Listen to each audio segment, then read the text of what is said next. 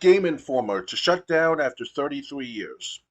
GameStop reportedly told them in a meeting on Friday it was closing immediately and they were all laid off.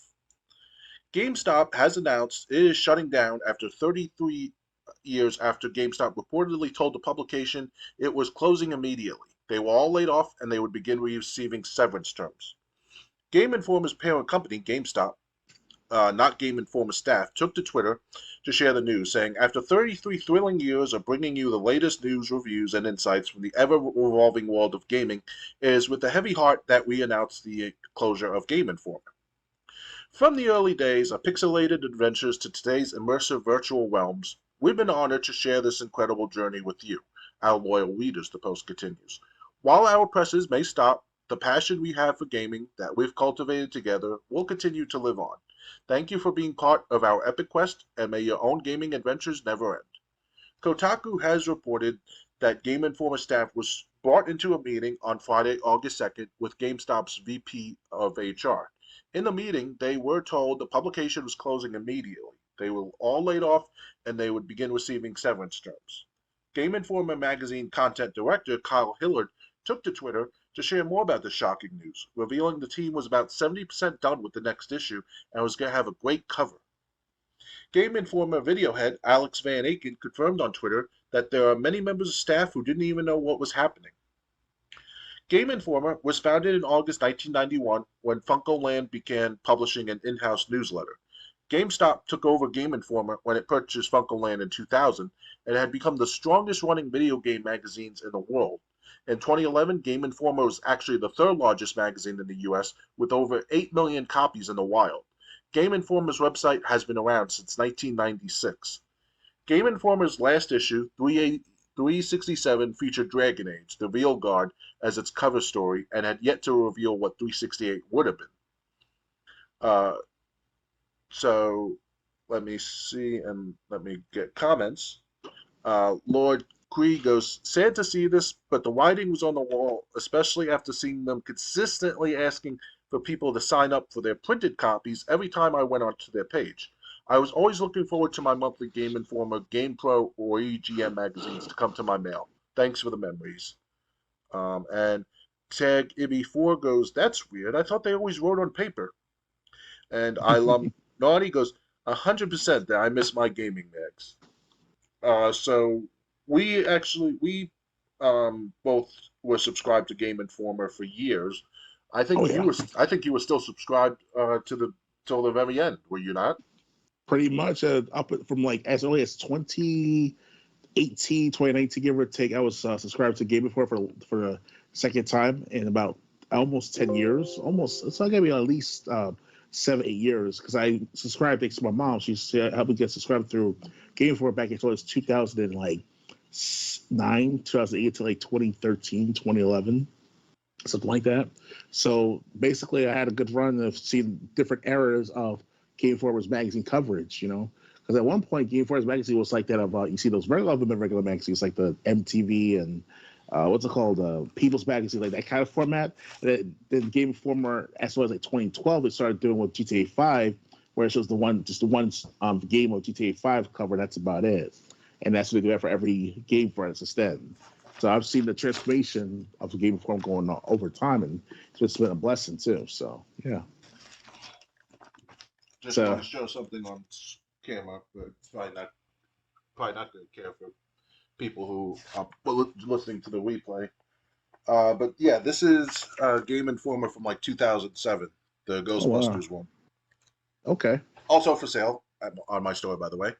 I think I Um, have the Ghostbusters edition as well too. I have to look back. I was but throwing a lot of magazines out back then, though, back in like the 2011, 2010 era. yeah, but back to the um, subject. I was subscribed from 2007. I'm not sure which month because I did sell a lot of my Game Informers, and I do have the rest for sale. But I was subscribed from 2007 to May of 2016. Okay. I never broke subscription. As a matter of fact, one of the reasons I would get the Edge card or the Power Up Rewards card was I felt the Game Informer subscription that came with it alone was enough value to get that card. Um, it's just a shame, and I just think it's with GameStop also hemorrhaging money and probably going to become an online reseller just from its warehouse pretty soon. I can't believe they shut down Game Informer. Yeah. At And the least thing leave is, the email and format, you know? yeah, and the thing is, they even were going digital, but not all digital. They were saying, that they're um, for people who wanted to read Game Informers on the internet, they would they could subscribe and get a PDF issue every month if they wanted. They were leaving the choice up. Um, that would have done nothing for me because I only read Game Informers when I was out and about anyway. Um, so I didn't want to have have a good internet connection to read a gaming magazine. Um, yeah, but like I subscribed from Game Inform, like I said, sometime in 2007. My last issue I got delivered to my mailbox was May 2016, Okay. and when you look through those gaming art magazines, you find a lot of games.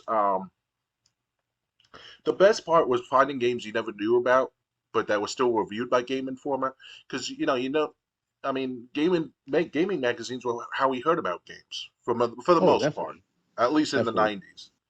Especially 90s. Um, but like I remember Mario Kart Wii, for the example, was featured in Game Informer, I think as a preview, and it said Mario Kart Wii, and then it said in parentheses working title.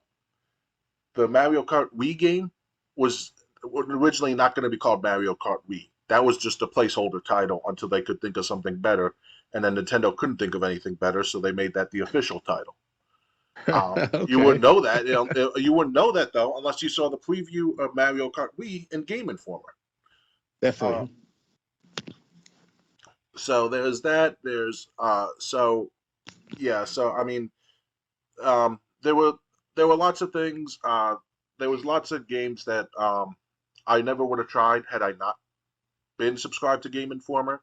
When I joined GameFly, it was hard enough to come up with like 3 games that I wanted them to keep an eye out on. And GameFly, at least when I was subscribed to them, you could have a list of up to 50 games in queue. Because if you didn't, if they didn't have your number one choice, they would try to send you your number two choice. They didn't have that, they tried to send you your number three choice, and so Hmm. on. And I remember I just went through this when I signed up to Game Fly in 2011. I went through every single Game Informer magazine. What game have I not played yet that looks interesting? Um, and unfortunately, this like Blockbuster, it's another it's another thing from my childhood that's gone, but it's not really for my childhood. It's for my past. Because I never really read Game Informer when I was a child. Um, but it's something from my past that's no longer around, Oh, and yeah. it's just ridiculous that the company that killed it is hemorrhaging money themselves. Um, so I and then just to drop it on the drop just to drop it by the drop of a hat. Oh, by the way, you're all fired. Yeah. That is that is shitty.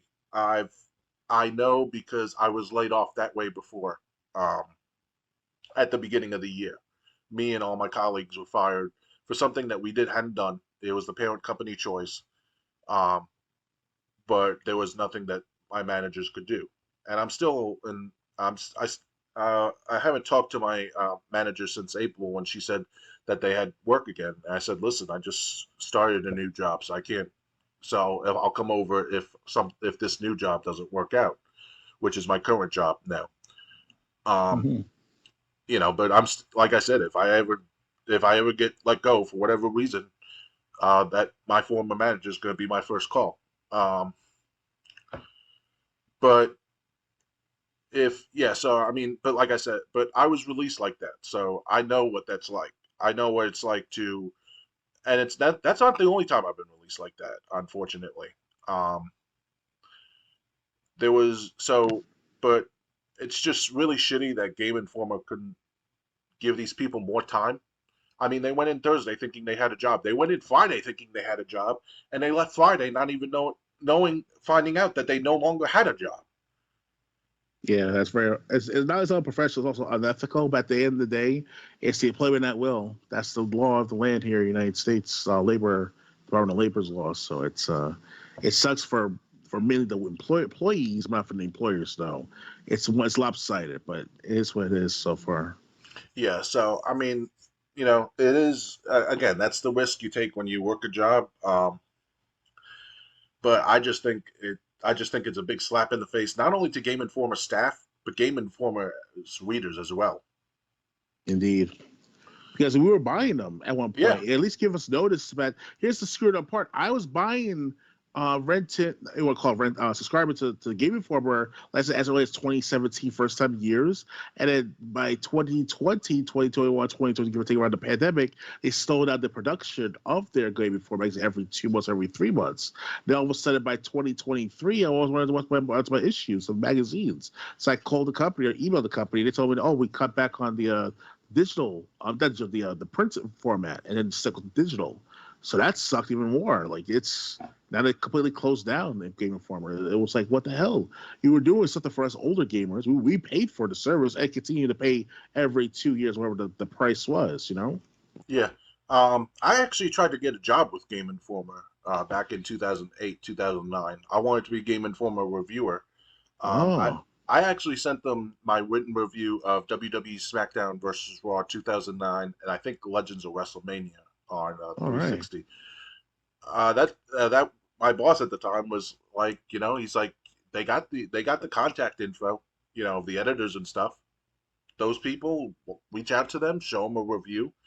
My boss was like, don't tell them that that's your best, just in case they hate it. Um, but definitely send out that review and see, And unfortunately, they never got back to me. Um, I figured they, Understood. I figured it would have at least opened lines of communication. Because this is, like I said, this was back in 08, 09 when Game Informer was still going strong and still going strong for at least another decade. Um, Easily, if they yeah, put their minds to it. yeah. So, but yeah, unfortunately, those people, and the thing is, like everything that was completed is scrapped. So we'll never know what cover 368 was. We'll never know what the cover story was going to be. We'll never know what was going to be said in that magazine about anything. Yeah, and at the time too, here's the screwed up part. That if we call it screwed up part, that depends on who you listen to as a reader or a viewer of the magazines. The last 3 or 4 years of the magazine subscription services had a new director or a new editor in chief for the Game Four magazine. So that was a side right there. They were trying to cut costs too, if ever. In my opinion, that is. It's based on my analysis of the matter. Because when I picked up the issue, I forgot which issue it was. Was like it got between like the year 2020 and 2022, later early 2023, give or take that. The new editor said, "Oh, welcome, I'm the new editor, and here's change some things around, but not too much. Such and such. Welcome again. Thank you for allowing me to be part of the community, etc., etc." And then okay, no problem.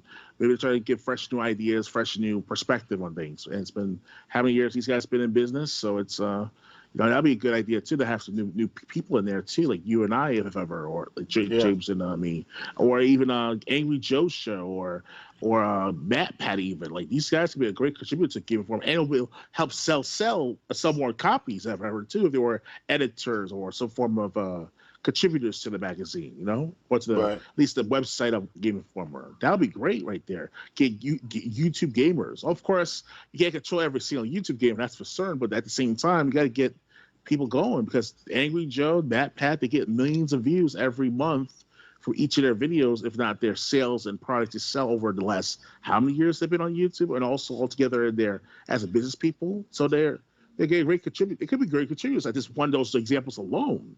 It's you gotta But keep they gotta keep with the times. They have but to. the They only had to. problem the only problem with that is G4 tried that. They had the completionist on their team. They had other YouTubers that they were paying a lot of money to, tens of thousands of dollars. Some guests were getting $30,000 a show. The top ones anyway. And Right. um, and look, it became a big expense to G4. So I don't know if So I don't, and the thing is, I don't know if you had someone like Angry Joe or Mr. Matty Plays or any popular gamer YouTuber, um, Dashy, you could throw in there. I don't know if any of them would see an upside for them to be, say, hired by the new Game Informer. Let's say, for Right. example, me and you, sure, why not? We can, I can write articles on my day off, um, or my days off. Have a little side gig. Doctor Games 101. He would have a lot more time to write than I would, and we To many both. cases, definitely. Um, and I do want to bring up another one. I forget what issue it was, but there was a story where one guy at Game Informer, he wanted to try again the Guinness Book of World Records by playing video game for 30 hours straight. I don't know if you remember the story from Game Informer? Wow, 30 hours straight. That seems kind of small right now at first because there's people in like United Kingdom work playing 72 hours straight and they get deep vein thrombosis from it. And that was from 15-year-olds back in like 10 years ago, something of that sort. I Well, no forgot. one. Well, this also they had to prove it. So I mean, Right. you and me could say, "Hey, we played Total Extreme Wrestling for 10 days straight." If there's no proof of that, they're not going to take us seriously. And the news reported too back in the United Kingdom, like the Newsday here in New York City, they reported that deep vein thrombosis kid that did 72 hours straight of Call of Duty, something of that sort. So But anyway, the yeah. reason I just want to bring it up because it's a story that I read in Game Informer. It's about the Game Informer staff, so I kind of want to bring light to it since at least I remember it. So a guy went to the Game Informer office. He was a worker at Game Informer, and he basically threw it out to the office. Said, "Hey, listen, I'm going for a gaming marathon, 30 hours straight to get into Guinness Book of World Records. Does anyone want to do this with me?" He thought maybe he'd get one other person to say yeah. He got three other people that said yeah, let's do this. So Okay. it started at 9 a.m. on Saturday morning, and they went to Sunday afternoon at 3 p.m. That's the time they played games straight in the Game Informer office because the Game Informer office was normally closed during the weekend. So they would, no one would be, um, no one would be distracted or held away from their duties because it was completely volunteer for this. Hmm. So the guy goes, okay, the next challenge was picking a game. We got to pick a game all four of us can play at all times. And they picked Super Smash Bros. Brawl for the Wii. If you play Super Smash Bros. Brawl for the Wii for 30 hours straight, you could probably start a new game with like none of the secret characters unlocked and unlock everything. Because Pretty as much. because as far as I know, in Super Smash Bros. Brawl on the Wii, you can either unlock everything by going through the Subspace Emissary story, the single player story, but you can also unlock people just by playing Brawl on a certain stage a certain amount of times. So you just leave the selector stage on random, and you just keep doing matches, doing matches, doing matches. Um, I'd love to know how many things they unlocked if things were left to unlock to begin with, or if they already had everything unlocked from the start. But yeah, they played 30 hours straight Super Smash Brothers Brawl, and they said like for like people who had to go to the bathroom, the other three would continue playing. So they never really took a break from playing because even if one guy was in the bathroom, the other three were still playing. So it's like they never broke. They never broke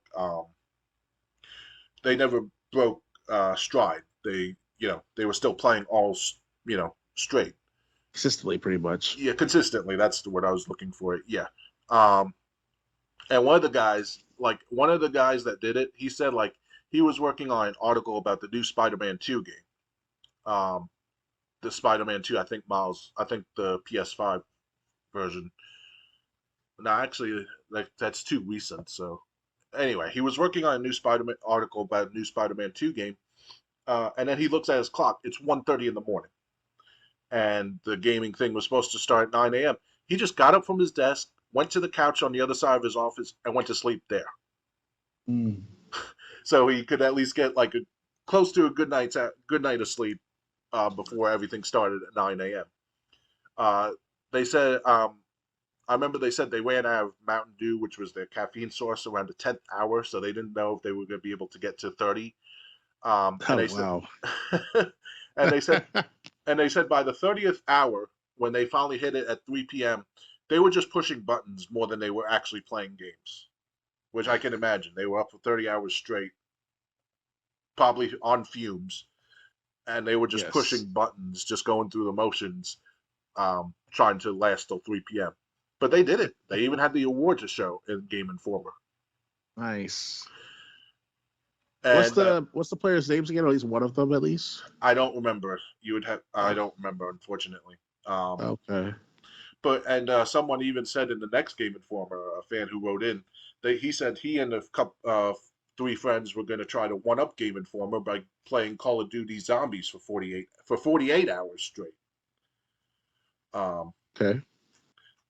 Listen, I like Call of Duty Zombies, not that much. Oh yeah, not that much either. um, I want to say it's a zombie, guys. I gotta shoot it. You know, that's right. The name of the game. And I'll try to tell the younger gamers, like, hey, we're playing the fucking zombie. You guys shooting zombies. right. So I don't know if that guy did it, but the Game Informer staff said, hey, if you want to do that, that's more power to you. But just know it's not as easy as it sounds. It's not as easy as it sounds. That's really the only. I just wanted to bring those up because those are the stories that I remember from Game Informer, even if they're years old. I Mm. remember. Oh, I also remember Chrono Trigger. They said like a sealed copy of Chrono Trigger was like $2,000. Oh wow.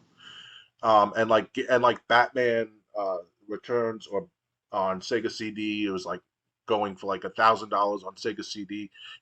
When game prices were starting to get that uh, to that rate before the bubble burst. It's like when the bubble was just forming. Oh yeah.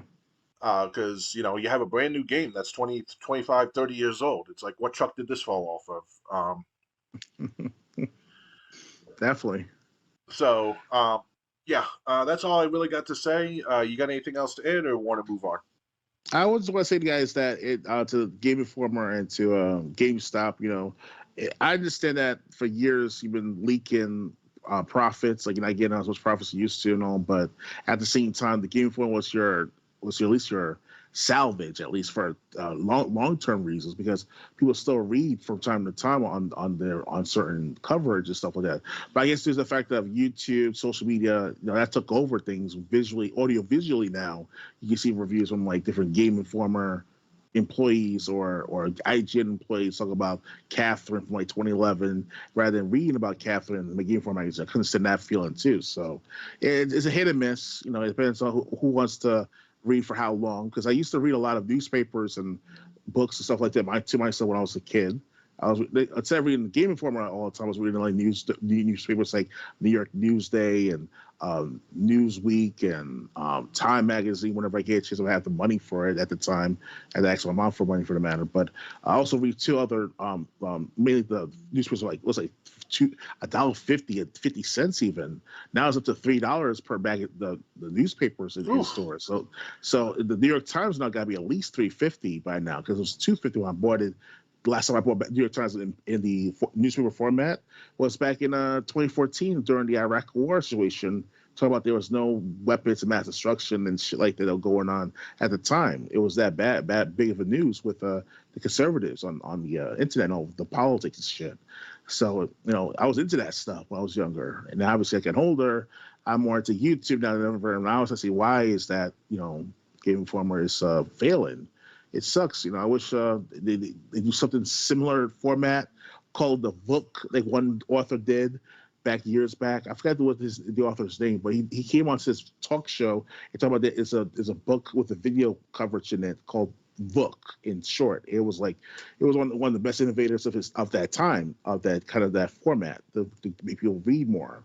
But that didn't start out yet after that. It was dead in the water after a few months after he did that. So if the Game Informer did something to that format, they call it the Vook VOOK, then it'll be like it'll be something different to look at. other than the internet and social media. So that's all I say for the matter with this particular 33 years Game Informer. Yeah, I do want to bring up one more thing. The reason I stopped subscribing to Game Informer was just because I wasn't reading them. Because I don't really read stuff at home. Um, but the thing is, like I would read it at my job because, like, the down moments at your job, you need something to keep yourself from going to sleep. Um, and I would probably, and if Game Informer was still around, I probably would have resubscribed with this new job I have, just because there are a lot of times where you're just waiting. I'm just waiting for a call to come in to help a customer, um, but you can't make people call. So, I'm just Mm-hmm. there waiting a lot of times. Sometimes today was actually a lot of calls came in back to back. The flow didn't even uh, stop to like the end, like the last hour, and even then calls were coming in. So, but like there have been Saturdays where I'd be going like 30, 40 minutes without a call. I'd love to have a Game Informer to read, but at that time, see what new games I'll play in my spare time. But that's not happening now. Oh, yeah. Anything Again, like I said, if I can say more about Game Informer again, there's also times too Game Informer makes some good strides and opportunities that are very profitable in future magazines being sold individually. For example, there's this one magazine that Game Informer did back as well as 2016, if not nearly at 2018, of the top 200 games of all time. One of them was Resident Evil 4 happens to make that list up to like number 20. If people can go back to their records, their magazines, to see the matter too. So it was impressive that Resident Evil 4 was that great of a game to point that Game Informer made it to be this number 20 of the 200. I'm like, damn, if I recall correctly, because I could be wrong about the number itself, but it's definitely the top 200. That was like, that's some pretty good competition right there among those games. Then happens to be number one was either Legend of Zelda original or one of the RPG games. It was definitely got to be Legend of Zelda because that was the most popular or the most number one thing to I talk I about. think I think Super Yeah, Mario Brothers 3 was up there as well. yeah. So that might have I been still got that. I still that got might that have been magazine to this day. that might have been the like number two if Zelda was number one. Um, Something like that. It's got to be the top 25 or Mario 3 especially. But but yeah, yeah. that was issue 200 actually. That's what they did. And like I remember one time E3 top hot 50, the 50 hottest games at E3 that they Mm. rated. Um, when E3 was still relevant in 2011. It wasn't just Was it relevant. It was 2011 the top 200 issue? that I don't remember. But it got between as early as 2015 all the way to 2017. That's It, around the it's time definitely when It's yeah. definite. I think it's before 2015. That sounds way too later. Um, I so I it's whenever issue 200 was, to be honest, I see. because that's why they did it. Issue 200, the top 200 hottest, best games of all time, in their opinion.